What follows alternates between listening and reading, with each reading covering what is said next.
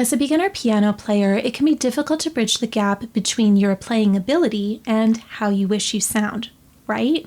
Well, in this video, I'm going to share 3 ways to change a simple chord progression so that you sound more advanced. And if you're not sure what a chord progression is, this is a series of chords. Now be sure to stay to the end. I'm sharing a bonus tip that will help you take these 3 tips even further. If we haven't met before, I'm Rosemarie Penner, online piano teacher and composer at Must Love Music. I help make learning piano fun, simple, and interactive, with creative ideas and resources to bring on those smiles. So I didn't really learn about chords in a meaningful way until my teens. And I already knew how to read music quite well, sheet music that is, but I joined a worship team and we did a lot of different things with music and read a lot of different types of music. And some of the things that I learned then that were so impactful, not only do I use them in teaching in my studio, but I've also been sharing them with you in this beginner series. Now, if you missed the previous videos in our beginner piano lesson series,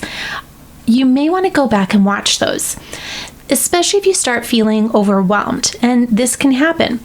I'll be referencing specific videos throughout since we're actually building on each video what we already did before.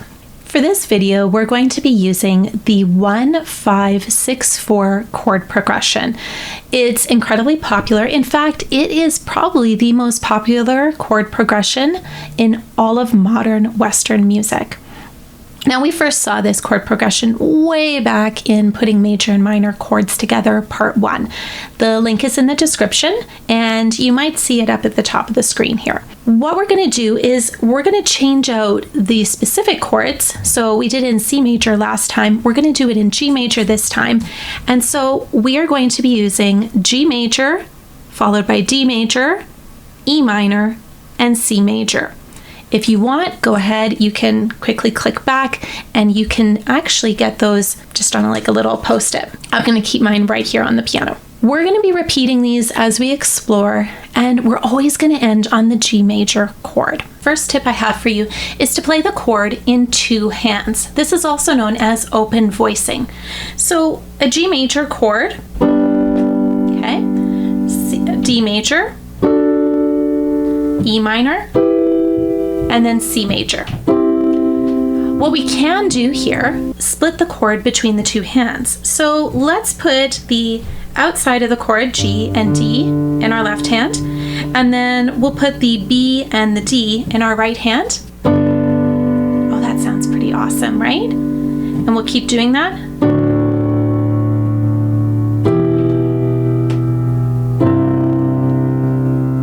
That sounds a lot better than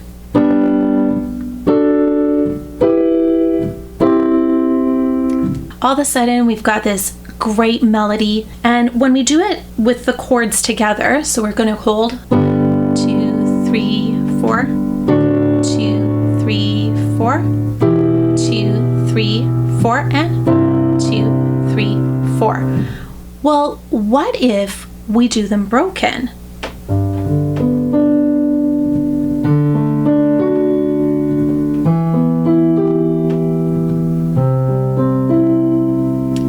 That's got kind of a singer-songwriter mood to it, doesn't it? Just by changing it out a little bit and spreading out the chord on the piano, suddenly we can really change the mood of it. The next way that we can do this is by adding a suspended second. Now, we first saw this way back in What Are Sus Chords and Why Do They Make Music Sound Great? Once again, a link is in the description, or probably at the top of this screen, you might be seeing a link to it. Now, this can give us a little bit of an older pop sound. What we're going to do is play octaves in our left hand, and then we're going to play just part of the chord. So we're going to go root position on this. So I'll do it without the sus, and then I'll show you with the sus. Here's our chord, move down to D, then we've got E minor, and down to C major. So what we can do is sus, instead of our 1, 3, 5, we're actually going to drop the 1. We've got it down here. So play the 2nd, 3rd, and 5th of the chord. So it sounds a little like this.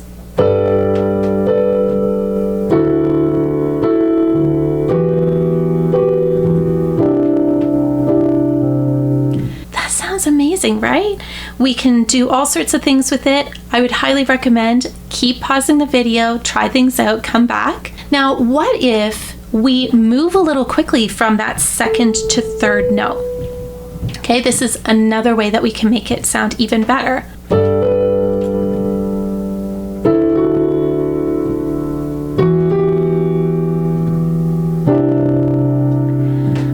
And we can mix those together in any way that we want. Now, you can use the same technique for a suspended fourths.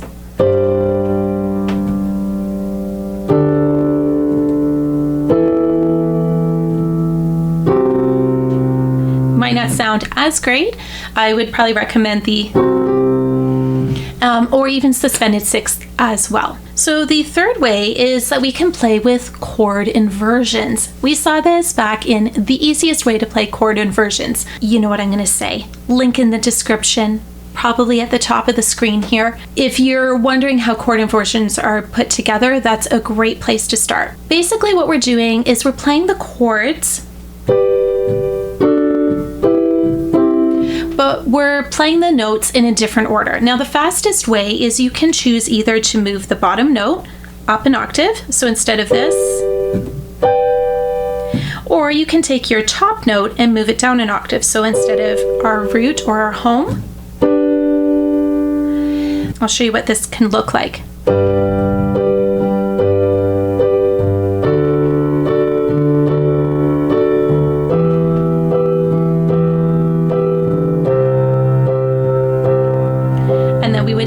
G. So notice that we're trying to make things a little bit easier. We want to make it that we don't have to jump around as much. Now, another great option here, I would recommend pause, try that out, come back. I'm going to give you a bonus tip on this one. All right, I'm assuming you've practiced. Remember, this is the best way to learn piano, is to try things out and explore. You're going to still play octaves in the left hand. Okay, so in terms of the bonus trick, you can change your left hand to another note in the chord. So you can choose any note that you want. Depending on your inversion, sometimes this sounds better, sometimes it doesn't sound as good. And so you'll have to kind of play around with it. But you could do something like...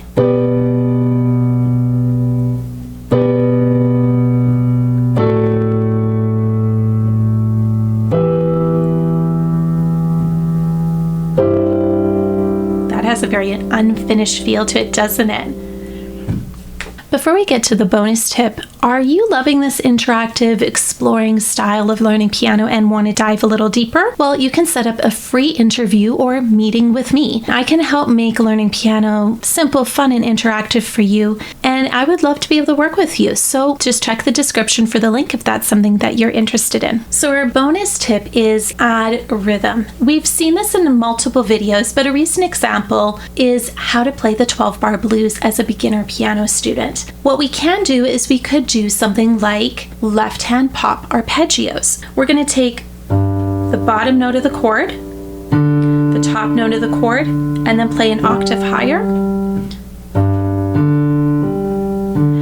D major and C. So this adds a little bit of rhythm, and then let's do some solid right hand chords.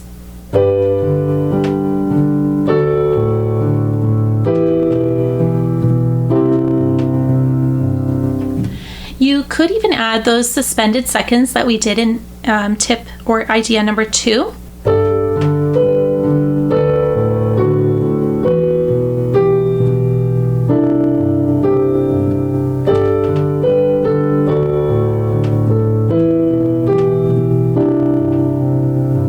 Notice that I kind of mixed it up a little bit. Now what you could do also is you could still do those left hand octaves that we did from before. And we're going to do some right hand broken chords using those inversions that we were using before, but going down.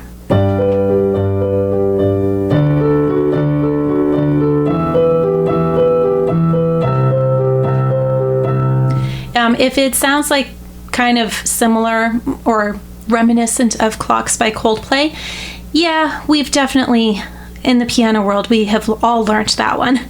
What I'm doing in the right hand here is I'm playing the broken chord 2 times, and then I'm stopping just before the last note. So 1, 2, 3, 1, 2, 3, 1, 2. Notice I'm not playing that G. And so that creates a nice little rhythm here. On Thursday, I'm going to have a short video showing how to take these tips to create a little bit more of a gospel sound. So what are the 3 ways that you can change a simple chord progression so that you sound more advanced even as a beginner piano player? 1, play chords in 2 hands. Spread out those sounds, spread out the notes a little bit. 2, add suspended chords, whether it's the 2nd, 4th, or 6th. 3rd, add chord inversions. Not only does it mean that you have less jumping, but you have a little bit more opportunity for some really cool rhythms, which is number 4, our bonus tip. Add some rhythm, whether it's your left hand or with the chords in your right hand. Which other questions do you have about playing chords on the piano or sounding more advanced? I would love to hear from you. In our next video, we are moving into how to create and play major chords, which is the other building block of songs. We've done a lot of work with chords, and those are what help us sound pretty amazing real quick. And now scales, that is actually what a lot of melodies are based on. And of course, I will show you ways to explore and experiment with them. So if you haven't already, please hit like, please hit subscribe, and then you will be notified when that video comes out. Thank you so much for watching.